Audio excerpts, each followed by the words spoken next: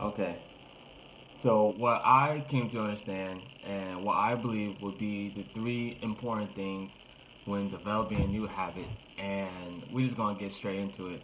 So the first thing would be self-discipline, and Will Smith said himself that the center of bringing your dreams into reality would be self-discipline. Now, in that aspect, really what it is just overcoming the desires of your mind and choosing things for the better of yourself. For example, if there was you was at a party and there was pizza, and you want pizza, you desire pizza, but you know once you eat that pizza, all that grease is gonna mess up your stomach. You're not gonna feel too good, and you're just gonna feel less than how you felt earlier, right? You're just not gonna feel all that great. So that's just one of the many examples of discipline. Or for another example, if you wake up right in the morning and your alarm's going off and you have the urge to press snooze and go back into your comfortable bed because it's so cozy, right? But you overcome that desire and instead choose to get up because you have a long list of things to get to for that day. So that would be the example of self-discipline. Just disciplining yourself to continually do that habit even in times you don't feel like it. Now, moving on to the second one would be momentum. Now, in physics, the term momentum is the force behind an object that's keeping it in motion. Um, Thinking that, so when you're steadily doing a habit, right? When you're constantly doing a habit, you discipline yourself to do this habit, and on average, they say it takes 21 days for something to actually be a habit. So after that 21 days, you develop the momentum to keep going and not stop. For example, for me, I recently developed a habit to taking cold showers, and I'll get to that in a later video of why I think cold showers is very beneficial. But now I'm at that moment where I just can't imagine not taking a cold shower.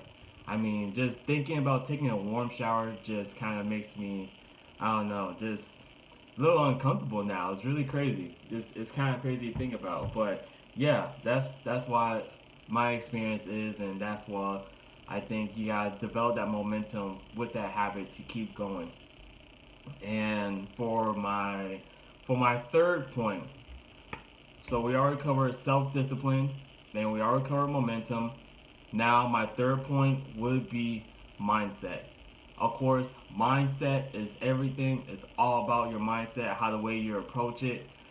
Before, when I was developing new habits, I had the mindset every day of like as a chore. I was thinking like, man, I have to do this. I need to go read my book.